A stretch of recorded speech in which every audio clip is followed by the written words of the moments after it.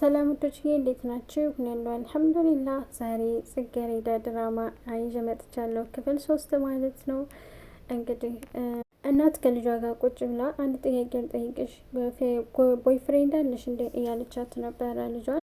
አረ በጭራሽ እኔ እንዴት እንደዛ አደርጋለሁኝ ቦይፍሬንድ የለኝም እያለቻት ነበረ። እና ቦይፍሬንድ ከሌለሽ 24 ሰዓት ሙሉ ስልክሽ ላይ ነው የምትይው፣ ምን እያደረግሽ ነው እያለቻት ነበረ እናቷ። ዝም ብዬ ስልኬ ላይ አንዳንድ ነገሮችን እያየሁ ነው እያለቻት ነበረ። እርግጠኛ ነሽ እያለቻት ነበረ እናቷ። ይኸውልሽ የኔ ልጅ ይሄ ሁሉ ሀብት ያንቺ ነው እያለቻት ነበረ ለልጇ።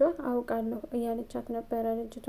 ይህን ሁሉ ሀብት ያለ እውቀት ማስተዳደር አትችይም፣ ትንሽ እውቀት ያስፈልጋል እያለቻት ነበረ እናቷ። እሺ ያለቻት። እሺ በማለት ሳይሆን በተግባር እንድታሳይ ነው የምፈልገው እያለቻት ነበረ። አየሻት ይችን እንኳ የገረድ ልጅ እንዴት እንደምትሆን በትምህርቷ ጎበዝ ናት፣ በስራዋ ጎበዝ ናት እያለቻት ነበረ። ሰራተኛዋን ማለት ነው ለልጇ ምሳሌ አድርጋ እያወራቻት ነበረ። እንጂ እኮ የኔ ልጅ ነሽ፣ ከማንም በላይ ነው ሆነሽ መኖር ያለብሽ እያለቻት ነበረ እናቷ። አደራሽን ነግሬሻለሁ፣ አንገቴን እንዳታስደፊኝ እያለቻት ነበረ እናቷ ለልጇ ማለት ነው። ምንም እንዳታስቢ እናቴ እያለቻት ነበረ። ያውን ልሄድ ነው ጓደኞችን ስለቀጠርኳቸው ብላ ሄደች ማለት ነው ወደ ትምህርት ቤት። ሄደች ለጽጌረዳ እናቷ እያጎረሰቻት ነበረ። ትምህርት ቤት ረፍዶባት ልትሄድ ስትል ቢ ልጄ ባዶ ወድሽን እንዳትሄጂ እያለቻት እናቷ እያጎረሰቻት ነበረ። የቤቱ ባለቤት መጣችና ቆንጂት ምንድን ነው ደግሞ ዛሬ በጉርሻ ነው የምትበዩ እያለቻት ነበረ። እድሜ ለእኔ ቤት እናትሽን ጊዜ መንገድ ላይ ወድቃ ነበር ብላ ተናገረቻት ማለት ነው። በጣም ነው የሚያናድደው፣ ማጣት እንደዚህ ነው የሚያደርገው። ግን ዝናቡ፣ ፀሐዩ፣ ብርዱ ሲፈራረቅባት ነበር የምትውለው እናትሽ እያለቻት እንግዲህ ጽጌን በንግግሯ በጣም የሚያም ንግግር ነበር እየተናገረቻት የነበረው። አንቺን ብትሆኚ ከአንዱ ድቃላ ተጨመላልቀሽ ድቃላሽን ነበረ የምትወልጂው እያለቻት ነበረ ለጽጌ ማለት ነው። እናቷ የጽጌ ናት እንዴ ምን ሆናችሁ ነው ልጄ ምን ያጠፋችሁ ነገር አለ እንዴ ስትላት፣ ያንቺ ልጅ ሳታውቃት ታጠፋም፣ ሰሞኑን ጥሩ ውጤት አመጣሁ ብላ እንዴት እንደሚያደርጋት አታይም እንዴ እያለች እንግዲህ የቤቱ ባለቤት በጣም ስለምቀናባት ነው ማለት ነው።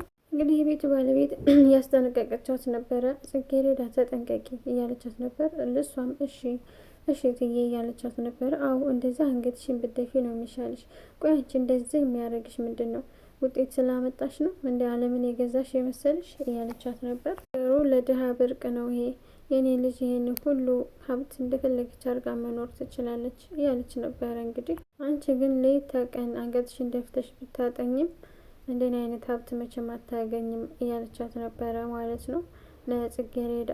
እንግዲህ ይህን ቤት ሙልጭ አድርጋቸው አጽዱ፣ እኔ ልሄድ ነው ብላ ሄደች ማለት ነው። የቤቱ ባለቤት በጣም የምታናድደው ንግግሯ እና እናትም የኔ ልጅ ምንም እኮ እንዳይከፋሽ፣ እሷ ሆዷ ውስጥ ምንም መጥፎ ነገር የለም ምናምን ብላ ልጅቷን ጽጌረዳን አጽናናቻት ማለት ነው። እናቷ እማዬ አንድ ጥያቄ ጠይቀሽ፣ እውነት እሷ ባታነሳን ፈጣሪ ጥሎን ይቀር ነበር እንዴ እያለቻት ነበረ።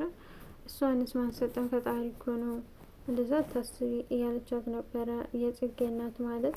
እንግዲህ ጽጌ በጣም ተናዳ ነበረ፣ ከፍቷት ነበረ፣ አለቀሰች ምናምን። እናቷ እንግዲህ አታልቅሽ፣ ለኛ በጣም ጥሩ ባለውለታችን ናት ይቺ ሴትዮ፣ በሆዷ ውስጥ ምንም መጥፎ ነገር የለም እሺ እያለቻት ነበረ። እንግዲህ የጽጌ እናት ግራ ተጋባች። ወደ ስራ ሊሄድ ነው ያለችው ምናምን እያለች እንግዲህ ስራ እንዳላት አታውቅም መሰለኝ እናቷ። እንግዲህ ደላላው እየሮጠ መጥቶ ስራ እንዴት ነው እያላት ነበረ። ስራው በጣም ቆንጆ ነው ወድጀዋለሁ እያለችው ነበር። አው ያንቺ ድል ቆንጅናሽና መልክሽ ነው እንጂ ዝጋ ቤት ያስገባሽ ጋሽ ቤት ለመግባት የማይሽቀዳደሙ ሴቶች የሉም ነበረ ያላት ነበረ። አይ ያው ደላሎች እንግዲህ መካብ ተወዳላቸው አይደለ ያለችው ነበረ ጽጌረዳ ደላላውን። አቶ መስፍን ጋር ስሰራ 5 አመት ሆኖኛል። እኔ አቶ መስፍን የከፈሉኝን ባጠራቅመው እስካሁን በደረስኩ እያለ ነበረ ደላላው። ምን አለፋ እንዴ የኔ ያህል ብር ይከፍሉ ነበር ስትለው፣ አዎ ምን አለፋሽ ደሞዝ ሲደርስ ታይዋለሽ እያለት ነበር። እንግዲህ ደላላው አባትና ልጅ በክብራቸው የማይደራደሩ ናቸው። እዛ ቤት ከገቡ በኋላ ያንን ሀብት ሲያዩ ምናምን ሰራተኞቹ ይቀያየራሉ እያለ ነበረ ደላላው። እሷም ግራ ገባትና እሺ ግን እኔ አሁን ቤቱን አጽድቼ ስጨርስ ወደ ትምህርት ቤት መሄድ አለብኝ እያለችው ነበረ ደላላው። እንግዲህ ጽጌረዳ ልታጸዳ ነበረ ቤቱን መኝታ ክላስ። አሁን ሳላጸዳ ብሄድ ለምን ሳታጸዳ ሄደች ይለኛል፣ ብከፍት ደግሞ ይቆጣል አሁን ቢያባረረኝስ እያለች እያሰበች ነበር። እንግዲህ ደፈር ማለት አለብኝ ብላ ደፍራ ከፍታ ስትገባ ልጁ ተኝቷል ማለት ነው። እንዴ ማነሽ አንቺ እያላት ነበር። ምን ያስቀባጣጠርሻል ማነሽ እያላት ነበረ።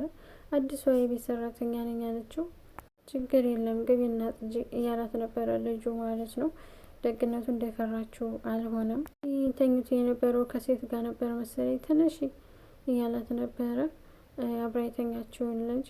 ከዛ ጽጌረዳ በቃ እሺ ስጨርሱ እመጣለሁ ብላ ወጣች ማለት ነው። እንግዲህ ሄደችና ሄቨን የምትባለዋ ልጅ መጣች ማለት ነው። ሀብታሟ ትምህርት ቤት ሄዳ ነበረ። ሁለት ልጆች ቁጭ ብለው ተብል ነቢልና መኮንን ቁጭ ብለው ነበር። ሀይ ጽጌ ሄቨን እባላለሁ እኔ የዚህ ትምህርት ቤት አዲስ ነኝ እያለች ነበረ። አንተ እዚህ ቆይተሃል እንደ እያለችው ነበረ ነቢልን። አዎ ቆይቻለሁ 2 አመቴ ነው ሲላት፣ እሺ ታስጎበኘኛለህ ብዬ አስባለሁ እያለችው ነበረ። መኮንን ደግሞ ሰላም ለራሱ አላለችው ማለት ነው። እኔም 2ኛ አመቴ ነው እያለ ነበረ። ድሀ አይደለ ይሄኛውን ስታዩ ድሀ መሰላት፣ ይሄኛው ደግሞ ሀብታም እንደሆነ እንግዲህ ባለባበሱ ገመተች ማለት ነው። ያንኛው ሰላም ልትለው ለራሱ አልፈለገችም። እኔ 2ኛ አመቴ ነው እኔም ማስጎበኘት ትችላለሁ እያለ ነበር መኮንን። ስም ማን ነው እባክህን የምልህ እያለችው ነበር። ስሜ መኮንን ነው ሲላት፣ ኦ በጣም የቆየ ስም ነው እያለች ነበረ ጭራሽ ማለት ነው። ሄቨን ጭራሽ ሙድ እያያዘች ነበረ ማለት በስሙ። አንተ ለራሱ የድሮ ሰው ነው መመስለው ብላ መሳቅ ጀመረች ማለት ነው። ምንም አያስቅም ማለት ነቤል። እንደዚህማ የሚያሰቅሽ ከሆነ የአያቴንም የቅምቅም አያቴንም ስም እነግርሻለሁ እያላት ነበረ መኮንን። አያስፈልግም የቅምቅም አያትህን ስም መናገር እያለችው ነበረ። ለማንኛውም ነብዩ ስልኬን ያዘውና ትምህርት ቤቱን እንድታስጎበኘኝ እያለች ነበረ ጭራሽ ማለት ነው። አንቺ ያዥው ስልኬን እያላት ነበረ። እንግዲህ መኮንን በጣም እንትን አለ። ስልክ ቁጥሩን ሰጣት። በጣም ደበረው። አንተ ከኔ የተሻልክ የምትሆነው በገንዘብ ከኔ የተሻልክ የምትመስለው ባለባበስ በሁሉም ነገር ከኔ የተሻልክ ስለሆንክ ነው እያለ ነበረ። ጽጌረዳ ጋ አቶ መስፍን ስልክ ደውሎ ያናገራል ነበረ። ማነህ? እኔ አላወቅኩም። የማትናገር ከሆነ ያው ስልክ ልዘጋ ነው እያለችው ነበረ። እንዴ ትምህርት እንዴት ነው? ትምህርት ጥሩ እየሄደልሽ ነው እያላት ነበረ። ያው የማትናገር ከሆነ ልዘጋ ነው ስላት ስትለው ልብሽን ፈልጎ የሚደውል ሰው እንደዚህ ነው የምታናግሪው እያላት ነበረ። ከዛን እኔ መስፍን ነኝ ሲላት በጣም ደነገጠች ማለት ነው ጽጌረዳ። ለምን ደላላው የሆኑ ነገሮች ነግሯት ስለነበረ ከስራው እንዳትባረር ስለምፈራ ማለት ነው። ሳላጸዳ የወጣሁት ነገር አለ እንደ የተውኩት ነገር አለ እንደ ጥፋት አጠፋው እንደ እያለች እየቀባጠረች ነበር ጽጌረዳ። አትደንግጪ፣ ምንም ችግር የለም። ዛሬ ስገቢ ስወጪ ስላላየሁሽ ከደላላው ስልክሽን ተቀብዬ ሰላምነትሽን ለመጠየቅ ነው እያላት ነበረ። አዎ ክላስ ስለነበረኝ በጊዜ ነው አጽድቼ የወጣሁት እያለች ነበር እንግዲህ ጽጌረዳ። ይሄን ለመጠየቅ ነበረ እኔ አደባባይ ላይ እያላት ነበረ። ግን አንቺን ፈልጎ ለሚደውል ሰው እንደዚህ ነው እንደምታናግሪው እያላት ነበር። አዎ ጋሽ ያው ስለማላቅ ነው። ያው ብዙ ጊዜ ስልኬ ላይ የሚደውል ሰው የለም፣ ግን እርስዎ ስለመሆኗን ስላላወቅኩ ነው ምናምን እያለች እንግዲህ በክብር እያናገረችው ነበር። ለማንኛውም ይሄንን አንቱ ተይ ብልሽኝ ቢያልሽኝ አይደለ እያላት ነበረ። ያው እንግዲህ ጋሽ መስፍን ወደ ልጅቷ ለመቅረብ ሞክሯል መሰለኝ። እሺ ለማንኛውም ነገ እንገናኛለን አላት። እሺ ጋሽ ነገ እንገናኛለን አለችው። ጽጌረዳ እየሳቀች ነበረ ደስ ብሏት። እንግዲህ ልጁ መጣና ሀብታሙ ስትታይ ደስ ትላለች፣ ስትስቅም ደስ ትላለች እያለ ነበረ። መኮንንም ለመጀመሪያ ጊዜ ሴት ልጅን እንደዚህ ስትል እያለው ነበር። ተመልከታ ቁጭት ያለች ልጅ እኮ ናት እያለ ነበረ። አይ ስትታይማ ደስ ትላለች እያለው ነበር መኮንን። እንግዲህ መጣ ወደ ቤት ልጁ። አባዬ ግን በቀን መጠጥ መጠጣት ጥሩ ነው ብለህ ነው እያለው ነበረ። ምን ላድርግ ብለህ ነው እያለው ነበር ለልጁ ማለት ነው። ይህ ነገር እንኳን ያሳስብህ ቢሆን አንተ ትምህርት ላይ እንዴት ነህ እያለው ነበረ ጋሽ መስፍን ማለት ነው። ሁለቱም አባትና ልጅ በዛች በልጅ ፍቅር ሊወድቁ ነው መሰለኝ። ምንም አልልም አሁንማ እየበረታው ነው እየተማርኩ ነው እያለው ነበረ ለአባቱ። ምንም አይነት ዝቅተኛ ውጤት ማየት አልፈልግም እያለው ነበረ አባቱ ማለት ነው።